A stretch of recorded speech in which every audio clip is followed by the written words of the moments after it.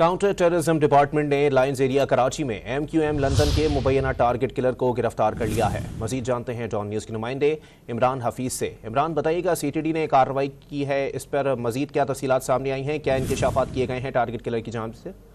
देखिए, ये CTD शोबा तफ्तीश ने एक कार्रवाई की है लाइंस एरिया के अंदर। यहाँ से जो है वो MQM लंदन से ताल्लुक रखने वाले मुबैना टारगेट किलर इनका बताया गया है रहमान कुरैशी उर्फ ब्लू।